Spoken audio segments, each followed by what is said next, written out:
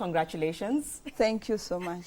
How surprised were you to hear your name being called out for the top prize?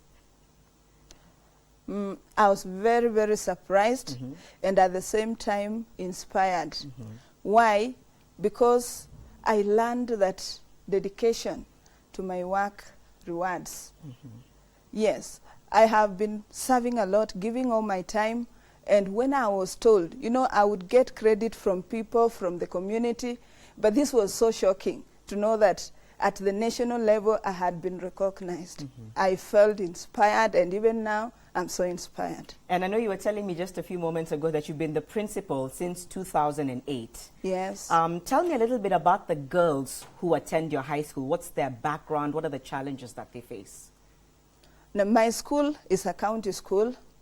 In 2008, it was never even in the circles of academic excellence. It was at the mean score of 4 point.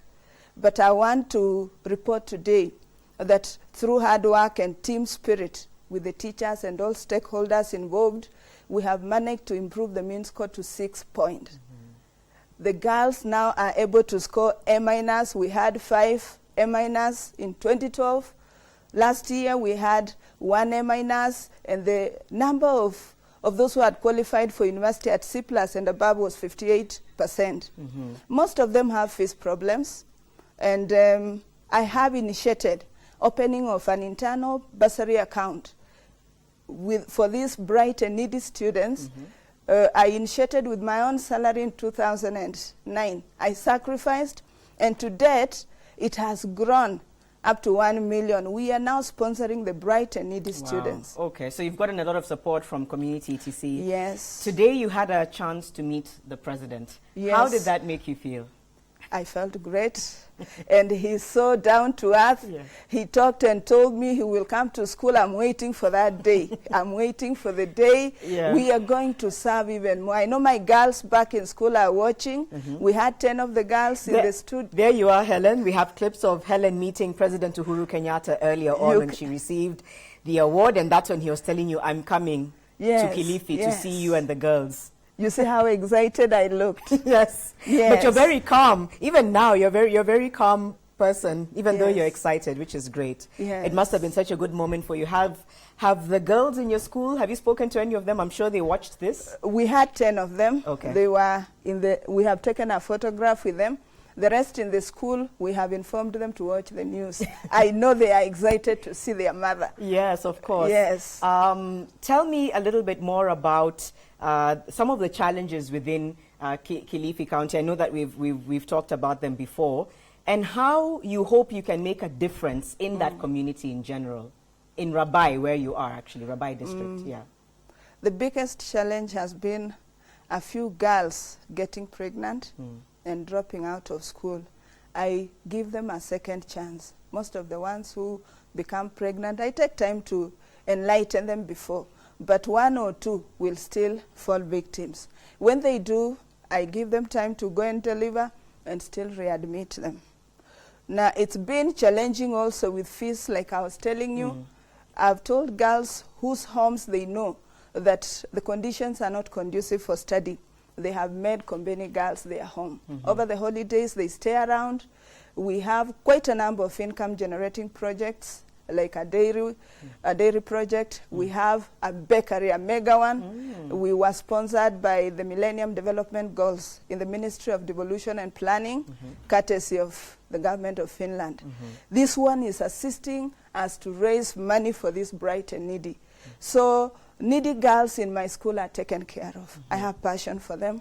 I consider them, and I want them to feel like any other normal girl. So we give them a chance to learn. A few parents are not informed on some of the opportunities available, even at the CDF and now the county level, the bursaries available. I take time to call the county reps. I take time to call the CDF officers in the various districts where the girls come from, and they have been getting support. Okay. Yes.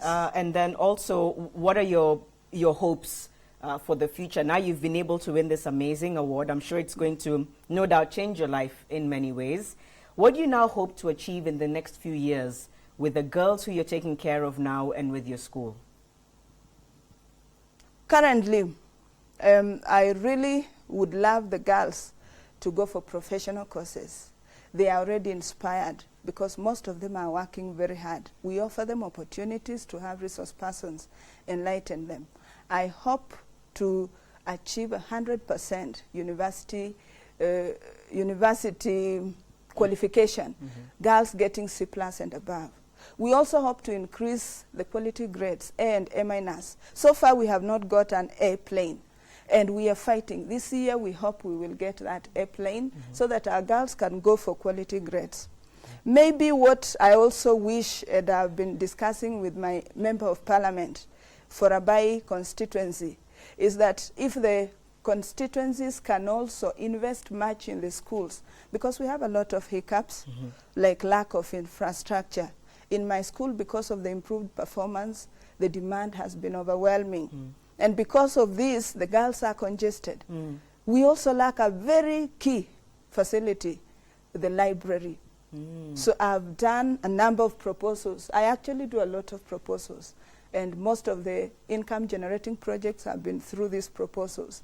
So I hope that before the year ends, we shall have one extra dormitory and this library facility, which I believe can tap these brains that we have in the place.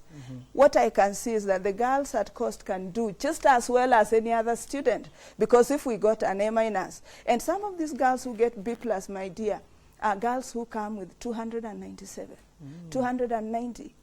When you compare with students in national schools who go with above 400, I believe an A- from Kombeni is more heavier than an A from a national school. Yeah. Yes. That's how much faith you have in them. I think you're doing an amazing job. We celebrate people like you. Thank you. Thank you for what you're doing for these girls, changing their lives in the way that you have. Yes. We wish you all the best now with the kind of recognition that you have. Yes. Hopefully you can achieve the goals that you have in mind for Thank the girls in your school. Thank you, Helen. Thank you, Madam Bugwa. Helen Machuka, of course, joining us. She said she'll be traveling back to Rabai tomorrow. Obviously, there'll be a lot of celebrations for her. So, of course, we celebrate you. Let's move on to other stories we have for you on Citizen Live at 1. Police in Narok are investigating the mysterious death of a cleric's wife. The woman who died when fetching firewood is alleged to have been raped before being killed. Seinik Leduda Koina, wife to Bishop John Koina of Baptist Church, is said to have left home in perfect condition for only her body to be discovered in a thicket where she was collecting firewood in Inkloklos village of Enosupukia location in Suswa. The body had wounds inflicted before she met her death. Somebody rushing to where I was working in my shamba, and in a kind of panic manner. And then when I asked him, what is it that you seem to be running? He said, okay, somebody who have fainted, a lady of that home, Bishop's wife. Then I told him, what is it? He has fainted, we don't know.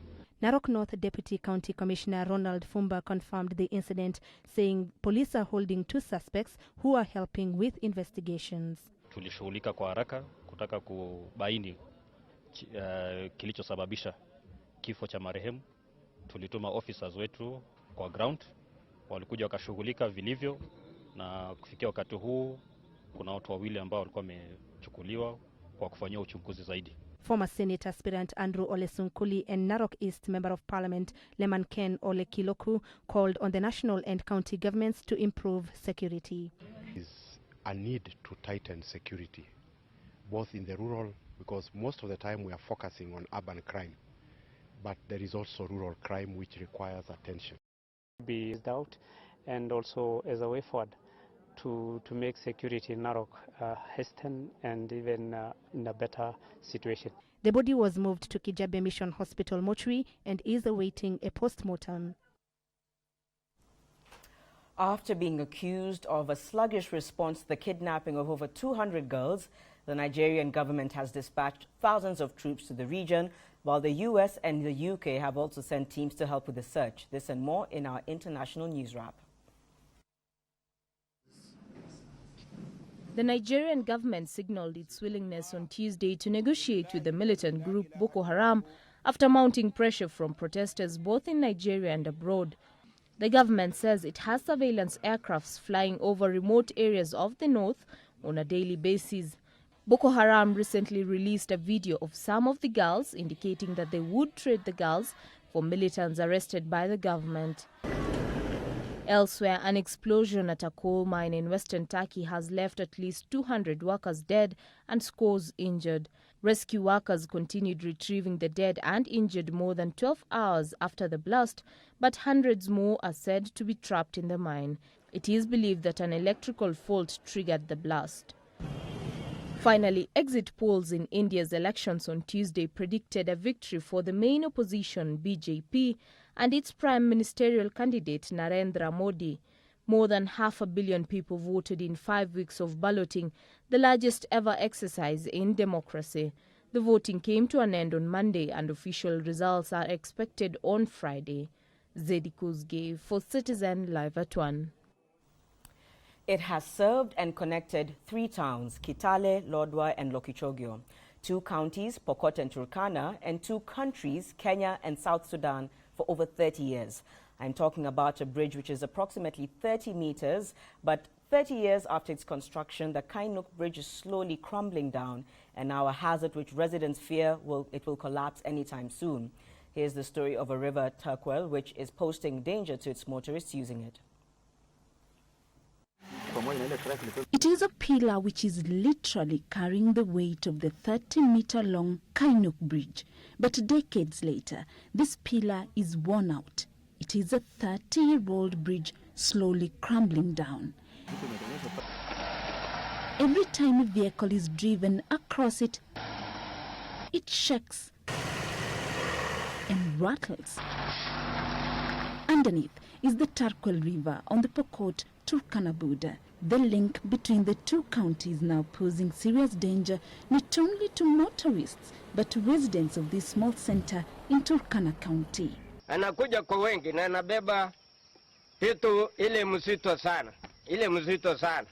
Sasa magari kupitia hapa, daraja yenyewe amewachana kwa vile ilikuwa ameunganishwa na ile ya zamani. Sasa gari kupita anatetemeka kabisa. It may look small by all means, but the Kainuk Bridge links up major towns like Kitale, Lodwar, Lokichogio and the neighboring country of South Sudan. And with the ongoing oil exploration in Turkana, the traffic has increased, and with it comes a death trap, which residents and motorists can only stare at. Residents here dread the rainy season. They are fearing its beginning will mark the end of this bridge. It will be swept away. They ponder. Judy Kosgei, Citizen at 1. Preparations are underway in Boni, Makueni County for the commemoration of the late Kisoi Munyao, one of Kenya's independence heroes remembered for hoisting the Kenyan flag on Mount Kenya on the eve of Kenya's independence celebrations in 1963. The government had earlier helped to build a mausoleum at his home in his honor, and according to his son and current Boni MP Michael Kisoi Munyao, President Uhuru Kenyatta is among the invited guests to the ceremony scheduled for this Friday. It has been 7 years since the death of Kisoi Munyao, one of Kenya's independence heroes who braved the chill and cold of Mount Kenya to hoist Kenya's flag on one of the peaks of Mount Kenya. A feat that symbolized independence Kenya's defeat of its colonizer and ushered in an era of self-governance in the country. Since Kisoi Munyao's death in 2007, this is the first time his death will be commemorated. The memorial will be observed at his home in Boni, next to Kisau Hill, where the late Kisoi is said to have done preparatory exercises for his eventual hike up Mount Kenya. We have officers from the county and those ones from the sub-county who have teamed up with the local leaders alongside the Member of Parliament to look at what will be entailed in the day's program. Just trying to do the final touches and on the preparations for the 7th Memorial Service celebrations for the late Ruiro Kisoi Munyao, who was my late father. Since his burial, We've never had a memorial service, and we are marking that on Friday, 16th of May. Since independence, successive governments in the country have come under fire for alleged neglect of the nation's independence heroes. Indeed, several of Kenya's prominent freedom fighters and nationalists have died poor, forgotten by the leaders of a country they have sacrificed a lot to free from the choking hold of colonialists. The celebration of Kisoi Munyau's life this coming Friday will thus serve to remind not just the people of Mboni, but the Kenyan nation at large that it owes its current freedom to the acts of Munyau and many others who sacrificed to secure the liberties Kenyans now enjoy. Owino Wayne for Citizen Live at 1. The first ever Elimu Coalition, which aims at improving the performance of public primary schools in the country, was held today at Nairobi Primary. Elimu aims to create a platform for students across the country that will allow them to freely air their grievances, interact with peers, and become acquainted with the democratic system. The forum was attended by elected student leaders from the 9 sub-counties in Nairobi and is the precursor for a national student government in the country.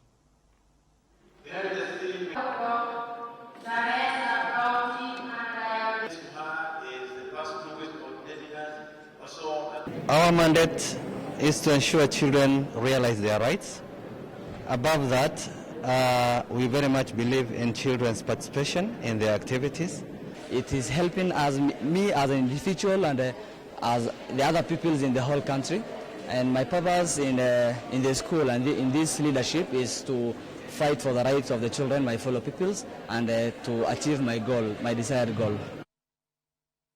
What a fantastic platform to engage students in matters of national interest. Meru MPs now want the British government to reconsider its position on the ban of Miraa. Miraa was banned by the United Kingdom effective from the 28th of this month. We officially presented a motion for debate before this House. As the British debate their issues, Kenyans must also debate their issues in their own National Assembly, because this is a matter that touches on the lives of Kenyans.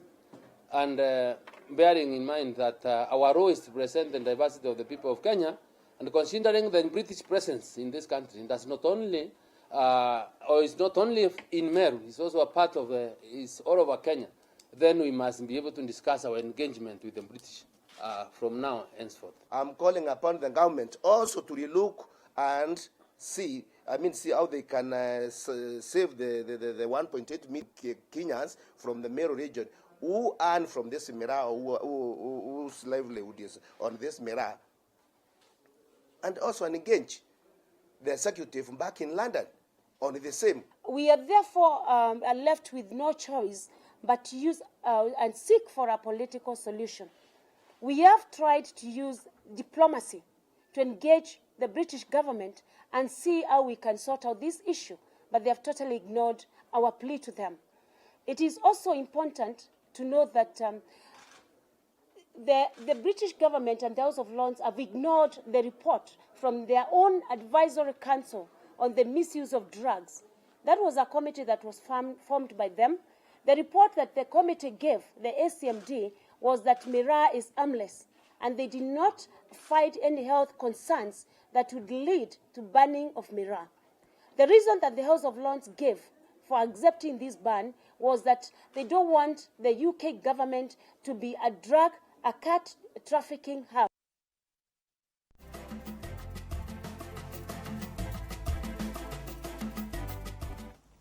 In the business news, the Murang'a County government has initiated a plan to link avocado farmers directly to buyers. This means farmers will no longer have to rely on brokers to sell their produce. According to Edward Mweruri, the county's agro-marketing executive, the move will also assure avocado farmers of stable and better prices for their produce. Mweruri has indicated that several marketers have already approached the county government to offer contracts to avocado farmers in the county. Kenya produces an estimated 115,000 metric tons of avocados every year, with small-scale farmers producing 70% of the country's output.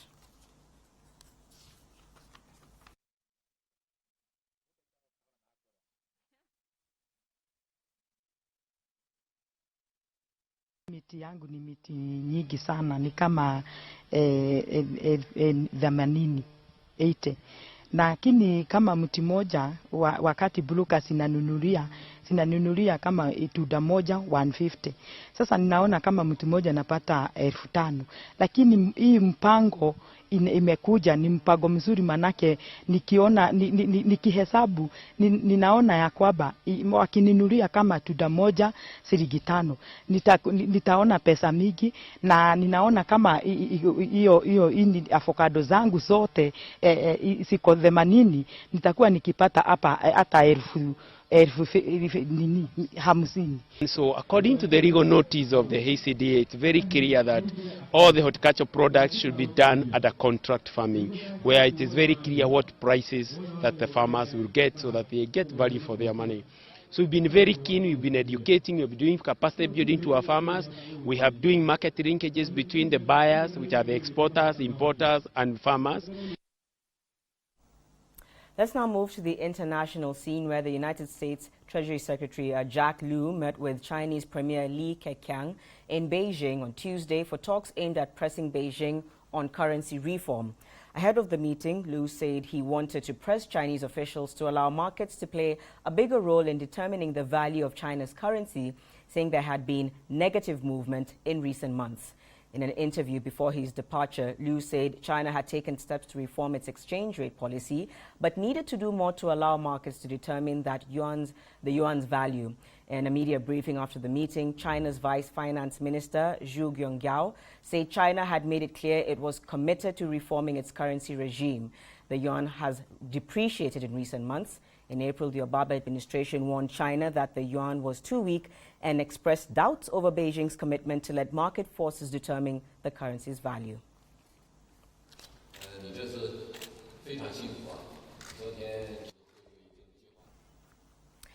And now turning to the currency market, where the Kenya shilling weakened today due to demand for dollars from corporate clients. The shilling opened at 87 shillings and 12 cents buying against the dollar, weaker than Tuesday's opening of 87 shillings flat. Traders say the currency could weaken in the next few days owing to demand for dollars from companies across the board seeking to pay dividends to their parent companies abroad, importers, as well as from government suppliers who have been paid for rendering an assorted range of services. Still on the international front, the local unit recouped some of its losses against the euro and sterling the sterling pound to exchange at 119 shillings and 47 cents versus the euro, and at 146 shillings and 77 cents buying against the sterling pound. The performance was, however, not replicated on the regional front, where the shilling lost ground to both the Ugandan and Tanzanian shillings to trade at 28 shillings and 78 cents and 18 shillings and 83 cents respectively.